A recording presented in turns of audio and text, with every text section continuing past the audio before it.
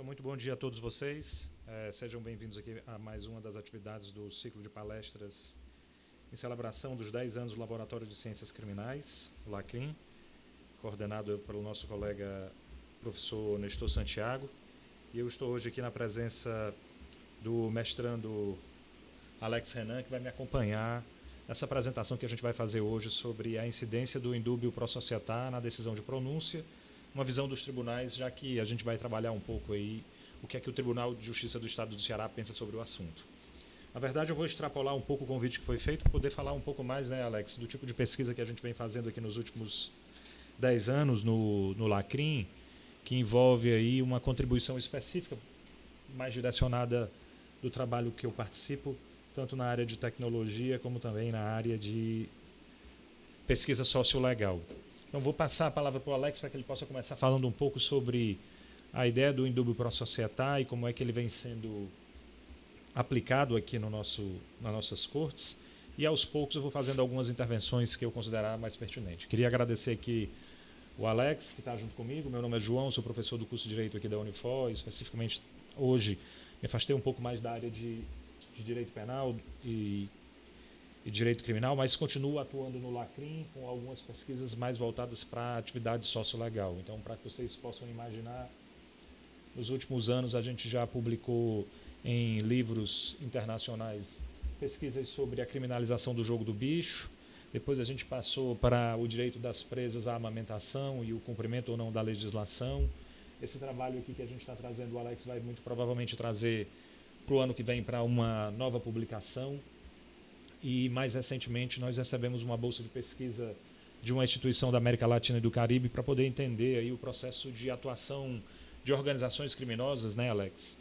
Facções no tolher do direito de conexão e de liberdade de expressão na internet. Mas isso a gente vai trazer aí nas próximas ações do LACRIM. Passa a palavra para o Alex para que ele possa ir conduzindo aqui a nossa apresentação hoje. Obrigado, Alex. Obrigado, professor. Eu que agradeço.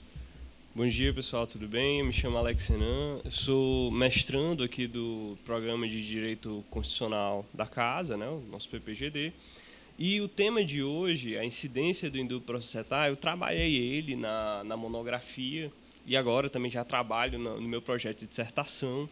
É um tema que é bastante controverso, porque o indúbio pro società, ele não tem uma clara base legal, ele não tem uma origem certa e determinada de onde ele origina, né? Mas, em primeiro lugar, eu gostaria assim, de explicar para vocês como que surgiu a ideia, né? Essa ideia desse trabalho de pesquisa surgiu de um estágio, né, e das aulas de processo penal, assim como vocês devem estar cursando agora, né? Essa ideia surgiu do primeiro momento em que eu vi um descompasso entre teoria e prática. Porque vocês devem ver que, na teoria, existe um princípio relacionado à presunção de inocência, que é justamente a questão da presunção de não culpabilidade, que tem um desdobramento chamado indúbio pro réu, para uma situação de dúvida, para uma situação em que não está não está claro o que se quer provar nos autos. E a jurisprudência vem com o entendimento de que, se eu tenho uma dúvida, se eu tenho uma situação nebulosa nos autos, eu devo julgar em favor da sociedade, né? Justamente trazendo lá para o latim, né? Trazendo para o latim, é o indúbio pro società. E aí tem um certo problema, porque nós temos uma relativização de direitos fundamentais, que é justamente a presunção de inocência, que nós temos também uma violação ao sistema acusatório, entre outras coisas. Aqui, no primeiro capítulo da minha monografia, eu tratei sobre o sistema processual penal brasileiro. O sistema processual do nosso país, ele é acusatório. Apesar de ter uma certa discussão de ser um sistema misto ou não, esse ponto foi superado, porque com o pacote anticrime nós temos uma definição, certo, lá no artigo 3º-A, de que o sistema ele é acusatório. Mas antes disso nós já tínhamos uma divisão clara na própria Constituição, que delimita a função do Ministério Público, que delimita a função do Poder Judiciário, estabelece balizas de controle, como o princípio da motivação das decisões judiciais, cláusulas pétreas, direitos fundamentais, enfim. Nós temos ali todo um aparato de controle da atividade estatal, que tende ao arbítrio, né? Então, posteriormente, foi analisado a natureza jurídica desse intitulado princípio. E foi constatado que o indúbio pro società ele não tem característica principiológica. Ele não deveria ser tratado como um princípio. Porque, veja, ele não tem uma base legal. Toda regra ou todo princípio origina de alguma norma. O Ferraioli ele vai dizer que toda regra e princípio necessariamente precisa ter alguma densidade normativa. E esse princípio, ou esse axioma, não possui essa densidade. Mas... Não, pode comentar. Mais à frente, você pode analisar de que esse princípio foi criado pela jurisprudência. Então, não tem a base legal. Nós já temos um grande erro aí. E quando nós o contrapomos com a presunção de inocência, nós vemos que esse conflito ele tem uma proporção bastante alarmante, porque a presunção de inocência tem previsão legal, constitucional e convencional. Ela tem a previsão nos tratados de direito internacional, que tratam sobre direitos humanos, enquanto o outro não tem. E, mesmo assim, o outro acaba ganhando nessa ponderação que é realizada. Então, assim... Me permita contribuir, Alex. Eu acho que é importante a gente ressaltar alguns pontos aqui do que a gente visualiza do ponto de vista jurídico-social do indúbio pro società. Né? Eu acho que a primeira coisa que a gente tem que esclarecer para quem está nos acompanhando e não entendeu ou não compreende o que é esse princípio é de que a gente está diante da criação de uma orientação para que os magistrados, quando estiverem analisando um procedimento específico, né, Alex? Digamos assim, quando ele estiver analisando se aquela pessoa deve ser levada ou não ao tribunal do júri, que nós vamos chamar de decisão de pronúncia, e aí para isso ficar mais claro, quando alguém comete um crime doloso contra a vida, pratica um homicídio, ele vai ser processado por um rito processual específico, sim, que é dividido em dois grandes momentos. O momento em que eu tenho a coleta de informações iniciais para verificar se aquela pessoa tem relação com a prática criminosa e se o crime existiu, e que uma vez que o juiz convencional se convence disso, não tem mais dúvida, ele deve encaminhar essa pessoa para quem tem competência constitucional para julgar, que é o tribunal do júri, o conselho de sentença. Nesse momento específico, a gente tem a aplicação de uma regra, de um princípio, de um ente que não está muito bem previsto na legislação brasileira, que é, ao invés de aplicar, como o Alex colocou, a regra da presunção de inocência, que a maior parte das pessoas vai lembrar de dizer que é melhor absolver um culpado do que condenar um inocente, ou é melhor tomar o caminho que proteja os inocentes em detrimento de estabelecer uma punição para quem é inocente, o juiz ele vai poder, no caso de dúvida, aplicar a regra de, na dúvida, eu não tomo a decisão em favor do acusado. Na dúvida, eu faço o quê? Eu encaminho ele para ser julgado. O que é um ônus, o que é perigoso. Porque se o juiz não conseguiu se convencer naquele momento do cumprimento das exigências da lei, por que é que eu coloco essa pessoa para correr o risco de ser condenada pelo tribunal do júri? Então, essa inversão entre o indúbio pro società e o indúbio pro réu é que causa muita preocupação do ponto de vista jurídico e do ponto de vista sociolegal, digamos assim. E uma das grandes discussões que se tem, e aí fica o desafio, né, Alex, é de que, como foi muito bem colocado, eu particularmente concordo com o que o Alex falou, não existe uma densidade normativa, não existe previsão legal desse princípio. Você não vai encontrar na legislação da matéria, seja no Código de Processo Penal, seja na própria Constituição Federal, alguma indicação de que, na dúvida, o juiz deva pronunciar, tomar a decisão em favor da sociedade. O próprio Código de Processo Penal, ao contrário, ele estabelece que, se o juiz não tiver convencido, ele tem que impronunciar, ou seja, não levar essa pessoa para o julgamento no tribunal do júri. E é esse debate que parece ser muito óbvio, e aí os que acompanham o processo penal, né, entendem normalmente que é muito óbvio esse descompasso entre a realidade e o que a legislação prevê, é que às vezes assusta, porque a aplicação dessa regra ela é muito forte no judiciário. A gente vai encontrar vários e vários julgados estabelecendo isso. Então, vencido aí esse esclarecimento, Alex, eu acho que a gente pode passar para o segundo ponto. Sim. Né? Que foi a avaliação de que o Alex construiu no levantamento, antes do levantamento dos dados, né, no Sim. levantamento doutrinário, de como é que acontece esse... Como é que isso, apesar de ser contrário à Constituição, tem vida. Apesar de isso ser considerado como um descompasso entre o direito posto e o direito constitucional, isso está acontecendo. Vai lá, cara. Então, nós analisamos dentro de um parâmetro de compatibilidade, né? Somos ver se esse instituto ele era compatível com a Constituição e, posteriormente, com os tratados de direito internacional, né, de tratados internacionais sobre direitos humanos que foram ratificados e internalizados na nossa ordem jurídica. Sobre o controle de constitucionalidade, foi interessante porque nós tivemos que fazer um esforço para considerar o pró-societate como princípio, né? Então, para que haja esse conflito entre o pró-réu e o pró-societate, nós consideramos o indúbio pró-societate como princípio. Ok, vamos deixá-lo aí.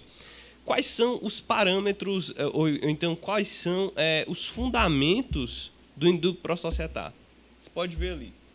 Artigo 413, se você for ler o artigo 413 do CPP, ele vai ver lá a menção à pronúncia. A pronúncia é onde geralmente o indúbio pró-societate é utilizado.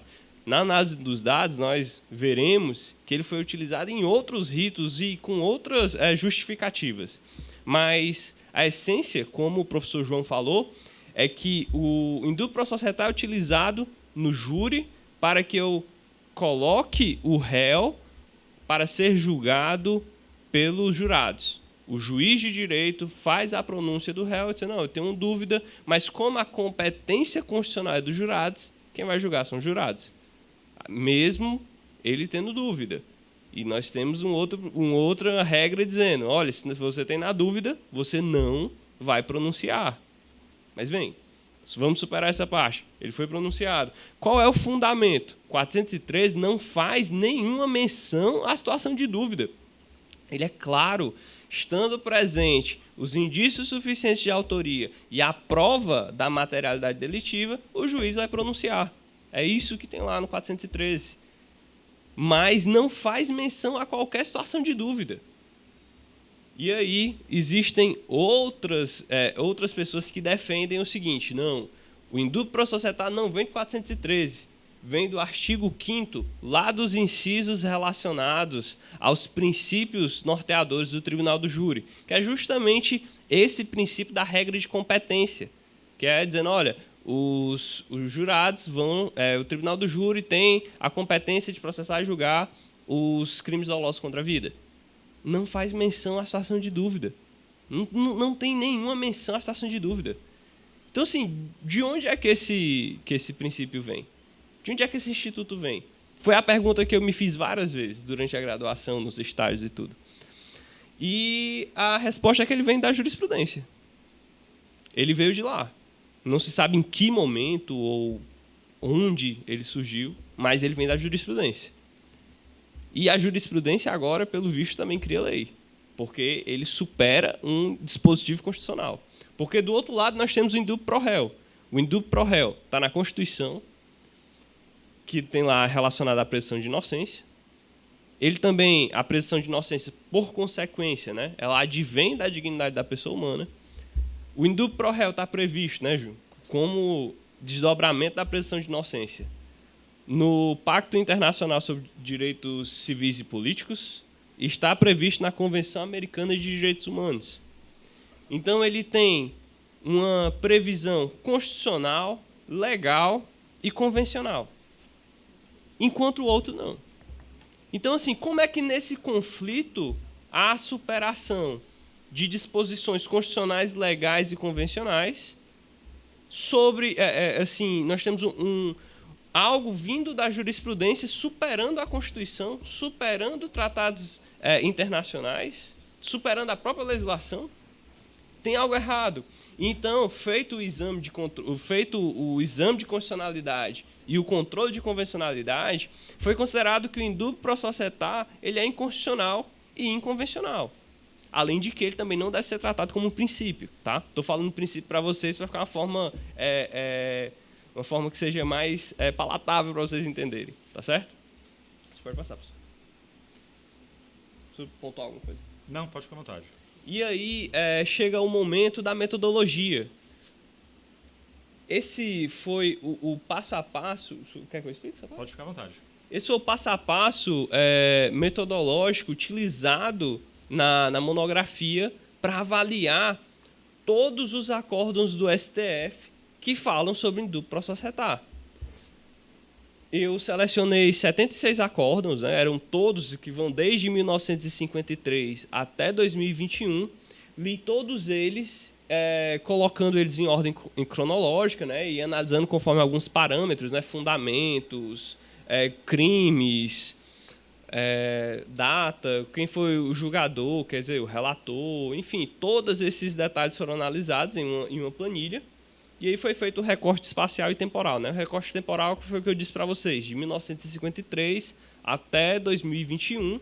E o recorte espacial está ali relacionado a todas as turmas e ao plenário do STF. Né? Lá no STF, para quem não sabe, tem a primeira, a segunda turma e o plenário, ou o tribunal pleno. Não foram consideradas as decisões monocráticas, porque aí eram muitas decisões, eram quase milhares de decisões, e a gente queria entender o posicionamento do órgão colegiado, do STF, das turmas e do plenário. Pode passar, professor. Então chega um momento, né? Quando analisados os dados, o STF ele tem uma maioria favorável ao indúbio pro societá. Não deveria ser, porque deveria ali fazer aquela atuação de guardar as disposições constitucionais, não é? Mas nós temos 46 dos 76 julgados favoráveis ao indúbio pro societá. De todos esses, apenas 16 são contrários ao indúbio pro societá. Pode passar. A primeira turma tem o maior número ali de acórdãos favoráveis, né? São 22 dos 46. A segunda turma tem o maior número de acórdãos contrários, né? E, aliás, são dela que vem alguns acórdãos paradigmáticos, né? Que nós consideramos como de maior relevância, por assim dizer. Pode passar. O plenário ele tem o menor número de decisões, mas pela dinâmica do STF, o plenário é aquele que tem o maior peso ao decidir, porque julga com todos os ministros, né? Então, no detalhamento das relatorias, nós temos algumas mudanças de voto, né? Ao longo do tempo que foi analisado, né, por ser um lapso temporal grande, tivemos mudanças de ministros, ok, mas alguns ministros que permaneceram por um pouco mais de tempo, eles mudaram seus votos. Em alguns momentos, alguns eram favoráveis ao indúbio pro societá, mas com o passar do tempo e com a insistência, talvez, das vias recursais, né, muitos recursos e argumentos apresentados ali diferentes, alguns mudaram seu posicionamento e passaram a ser contrários ao indúbio pro societá, o que também demonstrou uma mudança, uma alteração no entendimento das turmas ao longo do tempo. Mas já vou mostrar aqui alguns gráficos que traçam essa linha do tempo e vocês verão como que está atualmente.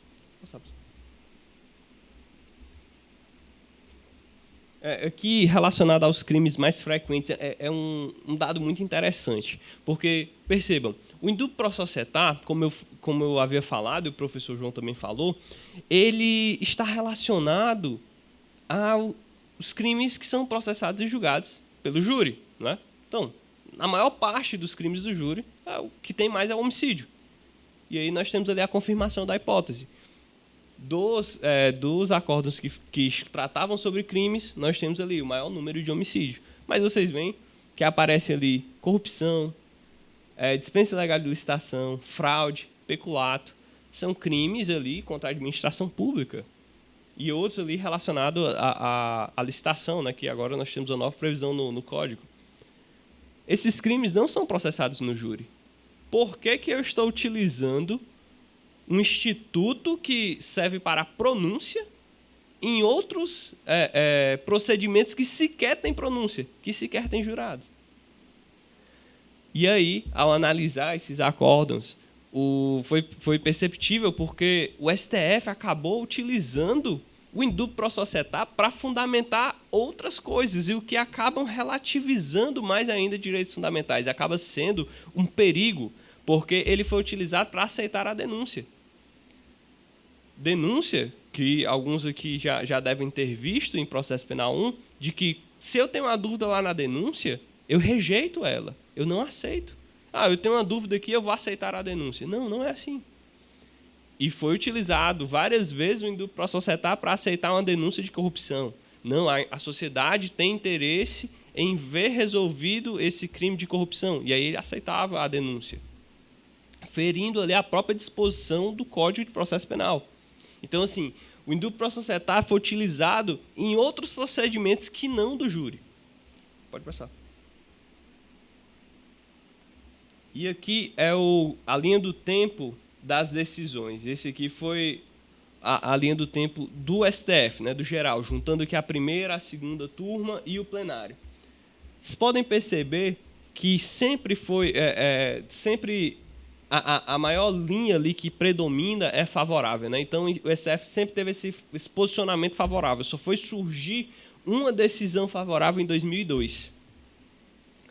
Lá em 2013, nós temos um acórdão do STF, e é do plenário, em regime de repercussão geral, dizendo que se eu tenho uma decisão de impronúncia, se eu tenho uma decisão que absolve sumariamente, que rejeita a denúncia, que tranca inquérito, qualquer uma dessas decisões, dentro de um procedimento do júri, seja ali investigação por homicídio, seja o próprio processo, essa decisão que absolve, que impronuncia ou o que seja, ela não viola a competência constitucional dos jurados e não viola a iniciativa do Ministério Público. Essa decisão, ela fere, ela ataca a essência do indúbio pro societá. Porque o indúbio pro societá diz que se eu estou na dúvida, eu vou pronunciar para preservar a competência dos jurados. E eu tenho uma decisão dizendo que, peraí, se eu absolver, não está ferindo a competência dos jurados, não. Está preservando a presunção de inocência. Então, nós já temos um posicionamento do STF, não direto sobre o indúbio pro societá, mas que ataca a razão de ser dele. Então, a partir de 2013, o fundamento de pronunciar alguém para preservar a competência dos jurados iria contradizer esse julgado do STF, que é de observância obrigatória. Tem efeito erga omnes, foi um recurso extraordinário, em repercussão geral. Mas vocês podem ver que, depois de 2013, faz subir mais, foi mais utilizado, olha a linha azul, foi mais utilizado, e continua sendo utilizado hoje. Em 2019, a segunda turma, analisando um agravo em recurso extraordinário, disse expressamente que o indúbio pro societá é inconstitucional, é inconvencional, sem fundamento legal e não é princípio. De 2019, olha o pulo que deu lá nas utilizações favoráveis. O STF não respeitou o próprio precedente do plenário. As turmas não respeitaram o próprio precedente do plenário. E aí, se você for espelhar para os tribunais, olha, se nem o STF está respeitando seus precedentes, eu acho difícil os tribunais abaixo também estarem observando. Então, assim, é muito delicado, é uma questão muito delicada, é complicada essa questão. Porque ali acaba revelando outros problemas da dinâmica dos precedentes. Olha, não está havendo respeito aos próprios precedentes obrigatórios sendo desrespeitados. Pode passar, professor.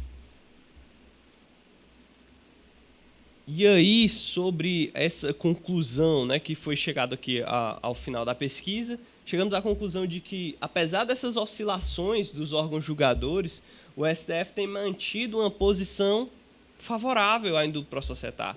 Mesmo com esses precedentes paradigmáticos contrários e fortes, o indúbio pro societá continua sendo utilizado. Um exemplo que eu trato no meu projeto da dissertação é que o TJ do nosso estado ele tem uma súmula prevendo a utilização do indúbio pro societá. É a súmula 4 do TJCE. Então, assim, é complicado você lidar com um instituto que ele é como se fosse sobrenatural, né? Ele está ali, mas não está. Ele tem a força, apesar de não ter previsões no nosso ordenamento, não está ali presente no direito positivo. Vou passar. E isso demonstra uma tensão, porque nós temos acordos contrários, indicativos de alteração no entendimento. Olha, apesar de ser uma maioria favorável, esses acordos contrários, que são fortes e que têm muito fundamento, se você for olhar esses acordos, eles são bem volumosos. Vocês podem ver que eles posteriormente podem indicar aí uma alteração no entendimento da corte, né? Mas no momento continua favorável. Isso pode passar. Nós tivemos também uma inobservância aos precedentes e aos entendimentos doutrinários contrários, porque eu até não mencionei, mas a maior parte da doutrina defende a inconstitucionalidade e a inconvencionalidade do indúbio pro societá. Na verdade, eu acho que são pouquíssimos os doutrinadores que defendem abertamente a utilização do indúbio pro societá. A tese fixada no recurso extraordinário e no agravo, elas não foram observadas pelo STF. Então, aí fica meio complicado que os outros tribunais observem, né, se nem o STF respeitou seus precedentes. O indúbio pro societá é utilizado como recurso retórico. E isso até é visto lá na obra de Ferraioli, quando ele comenta que a distinção entre princípios e regras é uma distinção de estilo, né? É uma questão de estilística. Em alguns momentos, quando o juiz vai ponderar nesse conflito entre princípios e regras, ele acaba ali fazendo a escolha. Não, nesse caso concreto, vai prevalecer esse princípio aqui e não esse, por mera distinção de estilo. E é o que aparenta ser com o indúbio pro societá, porque mesmo nós temos uma regra que tem todo o aparato do ordenamento jurídico favorável, nós estamos escolhendo outro, que não tem um fundamento claro. E o que é que isso evidencia? Um Frankenstein jurídico. É isso que eu queria mostrar para vocês. É que nós temos... Deixa eu só ver aqui. Nós temos uma falta de clareza nos julgados. É isso. Quando eu fui ler os julgados, não, beleza, eu vou aqui encontrar o fundamento do indúbio pro societá. O cara está aplicando, o ministro está aplicando o indúbio pro societá. Nem pode falar cara, porque é quebra da liturgia, né? O ministro está aplicando o indúbio pro societá, então ele deve saber o que é que ele está fazendo. E quando eu ia lá, o ministro só dizia, por óbvio, aplica-se o indúbio pro societá. E ele não explicava. Ele não explicava de onde é que ele tirou a ponderação. Ele não explicava por que estava prevalecendo o indúbio pro societá. E é engraçado porque tinha alguns julgados que o ministro X defendia. Não, o indúbio pro societá vem do 413. Está claro? E não estava claro. E o outro dizia, não vem do 413, vem do artigo 5º, por óbvio. E ficava nisso. Ninguém dizia, ninguém explicava com fundamento de onde é que eles estavam tirando aquelas razões para justificar. E isso é até contrário ao princípio da motivação das decisões judiciais, que está na Constituição e não foi respeitado. Então, essas decisões deveriam ser consideradas nulas, porque não fundamentavam ou não motivavam as suas razões como deveriam fundamentar. Então, assim, sobre esse apanhado geral de indúbio pró-societário, é mais ou menos por aí. Se vocês quiserem, eu posso depois disponibilizar a monografia para vocês darem uma lida, né, entenderem um pouco sobre o princípio. Deixa eu comentar. Bem, eu queria só caminhar aqui para que a gente pudesse concluir e dizer que a pesquisa ela tem uma relevância muito grande porque ela questiona justamente esses estándares de produção do direito no dia a dia.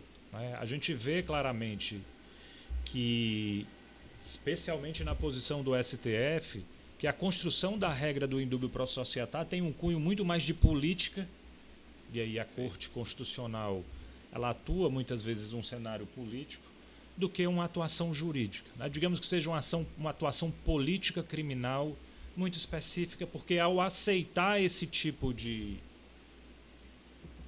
aplicação de um princípio que não tem uma sustentação legal adequada, ela diz de forma muito clara qual é o caminho que os entes que atuam na justiça penal devem e podem seguir, no sentido de limitarem a aplicação da presunção de inocência, porque nesses casos a própria Corte Constitucional valida, de certa forma, esse direito não posto do ponto de vista formal, mas que vive do ponto de vista material. É difícil até você explicar isso para um cliente ou para um assistido, né? Que seja um pouco mais esclarecido e leia a Constituição e leia alguma coisa sobre presunção de inocência e vá tentar entender como é que eu ainda tenho, mesmo após a Constituição Federal já ter tantos anos, a aplicação de uma regra que foi criada pela jurisprudência e que viola frontalmente o texto constitucional. E isso fica claro não pelo argumento teórico, e aí é o último ponto que eu gostaria de fazer, mas pelo argumento dos dados que foram coletados e da análise, Alex, das informações que sustentam as decisões, porque aí sim fica mais claro para a gente ver esse descompasso entre o texto constitucional, o que a doutrina fala, mas o que acontece no dia a dia. Enquanto você vai ter aí doutrinadores que gastam 20, 50 folhas para poder questionar páginas a existência do indúbio pró-societário, na maioria das vezes, as decisões que nessa regra se fundamentam são bastante vazias, incoerentes e bastante retóricas, construindo o que o Alex sugeriu como uma analogia muito rica, um verdadeiro Frankenstein jurídico. Eram essas as considerações que a gente tinha para fazer nessa pequena apresentação. A gente agradece aí a participação dos que heroicamente vieram aqui ao auditório, aos que porventura vão acompanhar depois, e ficamos à disposição para qualquer tipo de esclarecimento após o encerramento da apresentação. Muito obrigado a todos vocês.